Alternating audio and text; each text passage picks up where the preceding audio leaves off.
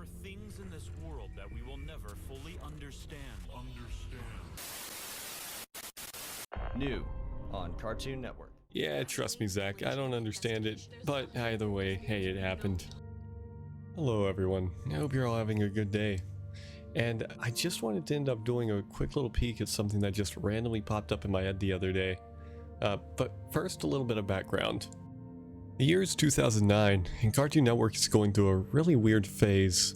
They see Disney popping out all these kid shows. You also have Nickelodeon finding its footing, focusing on more child-driven live-action shows. Pun intended, of course. Then, meanwhile, they're over here like, hey, what are we gonna do? We're Cartoon Network. How do we break into this market? Honestly, I can only imagine that they pulled some random 10-year-old off the street, paid them with caffeine candy and probably a box set of codenamed Kids Next Door DVDs, because they release shows that, honestly, I feel like could only come out of a kid's mind at this time. You're watching Cartoon Network. I'm Andrew WK. This is a visual aid. This is our Cartoon Network programming visual aid. The white represents the cartoons we show most every night. Enter their solution, CN Real, featuring shows like Dude, What Would Happen, Destroy, Build, Destroy, Survive This, Brain Rush, Bobby Says, Tower Prep, and the star of today's video, Ghost Adventures. Hey, no, we want the good show. The Othersiders. New episode, Wednesday night at 8, only on Cartoon Network. Honestly, the bad part is, I vividly remember sitting down and watching the show and it being a pretty big part of why I enjoy paranormal reality shows as much as I do today. And truthfully, the same goes with the majority of the shows on CN Real. I don't know if that was just the brainwashing that Cartoon Network had me under, or if it was because there was literally nothing else on. Either way, nostalgic me says that it was pretty good. Okay, so nostalgic me might have been a little wrong, but, I mean, spirits, it couldn't have been that bad, right? Well, we'll be the judge of that today, because I've got the first episode here where the gang is going to be investigating the Lincoln Heights jail in Los Angeles, California. So sit back, relax, and be sure to listen out for any other EVPs during our investigation. So first we meet our team that'll be with us throughout our time here. Riley, Casey, Zach, Sam, and Jackie. And we see them meeting at the Othersiders HQ, aka... Wait, are they in a garage? They're just randomly in a garage, casually turning it into a paranormal headquarters. These kids are all like 13 to 16. Did they just go to their parents and say, oh yeah, sorry mom, the new Ford Flex we've got out there you just now bought? Yeah, that's gotta go outside. Gang's coming over to look for ghosts this time. Yes, Cartoon Network will be here this time. It's not a joke. Like, I'm just so curious about how this started now, because this hangout spot is so much better than what I ever had as a kid. Anyways, moving on, we go through the introductions, basically learning about what they all do in their free time, and listening to what they add to the team before finally, we land on our haunted location, the jail. A jail? Yeah, an abandoned jail. Here, listen to this. Heavy cell doors known to open and close by themselves. Oh, that's freaky. Well, reports say it's haunted by the spirits of the inmates that die within its walls. We're pulling up to the Lincoln Heights After jail. the It quick looks like a insult to our dirty janitors, place, and I we don't then end wanna up go following the gang inside. to find their base We'll camp. try to clean, but there's not much We to also do. end up finding everything Plus, that they're the looking for cobwebs today, stick. including a blue boy, which I don't know if that's the ghost from the cereal box, but anyway.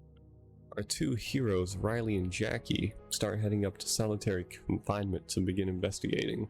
Claustrophobia? What? Okay, hold up.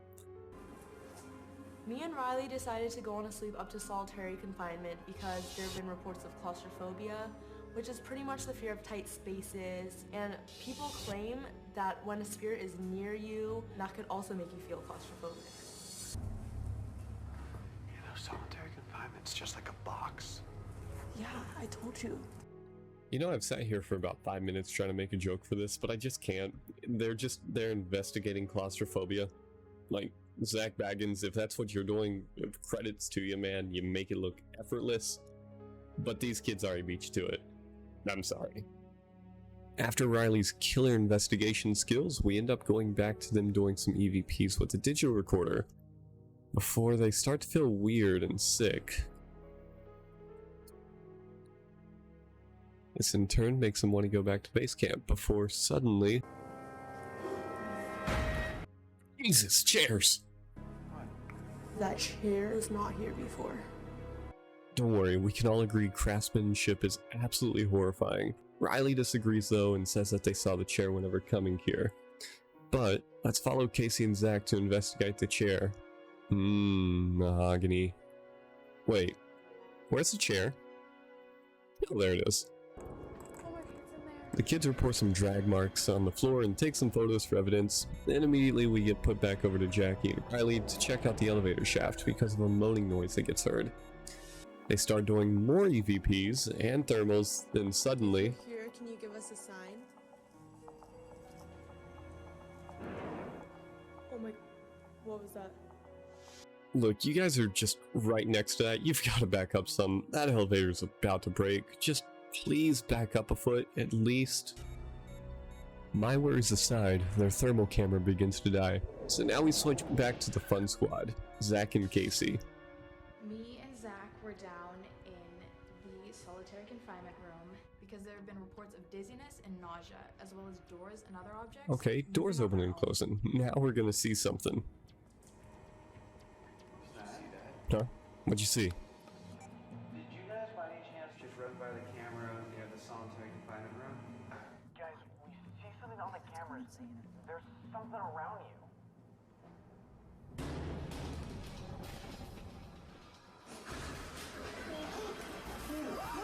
you. And like that, Zach and Casey casually die on Cartoon Network. So, Also, time out for a second, but this is whenever I really started to realize that the show does really unnecessary, like, height of the moment cuts. Case in point, it did one back whenever the elevator made a noise too, and it made it sound like something was falling. And it just generally makes you feel like these kids are in actual danger of just dying or something, like constantly. Luckily, they did end up living. Cartoon Network did not kill another kid. But they're only focused on the chair, not finding out what was literally seconds away from them just now. Cool. Great. Nice writing. The two end up coming back to headquarters to recount their harrowing adventure, and the guys in the chair with all the footage just casually hoard it to themselves instead of showing it to the two. I mean, really, what if they just ended up seeing a flashlight from one of them and said, "Hey, the Cartoon Network execs, they said that we need more evidence. We haven't gotten a single thing tonight other than a chair that one of them moved. You want to see something really funny?" Guys, we see something on the cameras. There's something around you. Oh, that's gonna look so good. Got him. Yeah, no, that's absolutely what happened. We can both agree on that, right? Shortly after this, Riley decides that it's time to call it quits because tonight's a school night, Mom made pizza rolls, and they're also looking for a recap of the investigation. I found something really interesting and I ran it through our audio enhancement software, and this is what I caught when me and Sam were in front of the freight elevator. If you're here, can you give us a sign?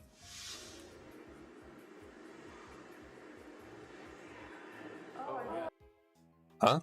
I thought it sounded like a name too, so I did some further research and found last names of the people who used to be held there, and I found Silva, Sereno, and Savita. I think it mostly sounds like Sereno. Oh. You know, thanks for the explanation, Jackie, because I had no idea what it said. Yeah, other than that, we see some standard ghost hunting experiences. An orb that the group thinks is just some dust. Some investigation, history. Oh, son of a... After seeing the chair for the third time this episode, we finally see the clip that caused the big freak out. Wait, that was it? Okay, so I don't want to be a Debbie Downer, but they do have a camera crew with them, like an adult camera crew from Cartoon Network. I can definitely imagine that one of them saw the camera, knew it was rolling, and wanted to run by just from the way that they ended up walking by it.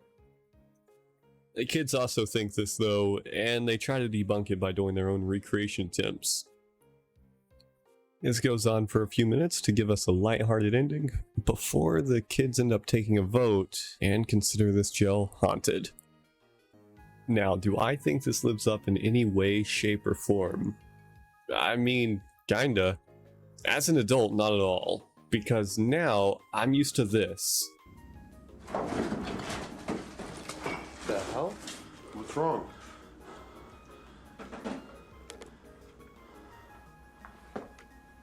What happened, dude?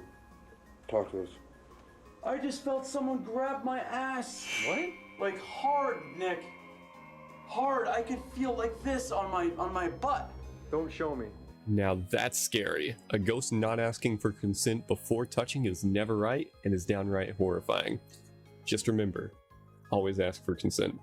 But if you put this in front of a skibbity toilet induced 9-year-old, they'd probably think that it is pretty cool and at the very least would want to give it a watch. It even has enough going on and is short enough to where they would not get super bored super quick. I mean, case in point, I had to rewatch this episode at least 3 times for this analysis, and I didn't even notice how much time went by the end of it. Really, the worst part about it is the fact that we don't really get to see the evidence as it happens, because I feel like that's something really big that really ends up selling the paranormal reality genre. I mean, it's part of what sells Ghost Adventures or Ghost Hunters really hard, is you end up getting to see the evidence as it happens. You end up getting to guess what was said, what was done, what was thrown, and then they end up doing their whole background and it's like, no, it actually said this. For me, it's something really funny that I enjoy, just because you can think one thing and they'll turn around and say another thing. I mean, case in point, guess what this says? Did you guys hear that? Okay, really, I thought that'd be a lot funnier. It's just an air conditioner cooler. It was probably even worse the first time that I did it, but hey, I've got to make a joke somewhere. At least with this, come on. It's right there in the face. I've got to. But that's it from the Othersiders. Or is it? Well, despite the low reviews, the show went on to have 2 seasons, and it investigates some pretty big spots like Alcatraz, the Queen Mary, and an unnamed 50s town movie set. What? Okay, so 2 big spots. It pretty much consisted of the team going up the West Coast and around California for the most part, because obviously that's where they live. They're not going to send a bunch of 14 and 16-year-olds over to like New York to investigate Coney Island. That said, I do vividly remember for the Alcatraz episode that they were doing a ghost hunting giveaway where you could get all the equipment that they used in the show, and I think go on a hunt with them too, which I desperately wanted to win so I could go in my backyard and hunt ghosts, because, you know, that's how my 10-year-old self thought that worked. The website that they managed is able to still get pulled up, but it's quite literally just a Cartoon Network domain, and it looks like they just ended up giving them a webmaster portal that they could go on or change basic information, like the toggle switches for haunted or not haunted, as well as some community forums. But speaking of the community forums, let's see what the kids at the time thought. Gigantic Text Twist says, "The chair scared me too. Also, the Glowin figure resh." Yeah, me too, Tex. Me too. Noble Hugo Goulash says, "Yes, go over the evidences again. The chairs were very questionable, with no answer."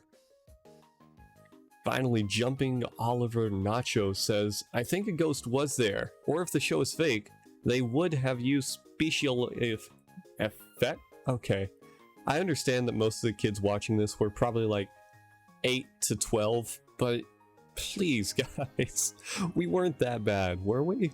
There we have it, ladies and gentlemen. I think with those 3 experts saying that, we can end up safely concluding that the prison is haunted.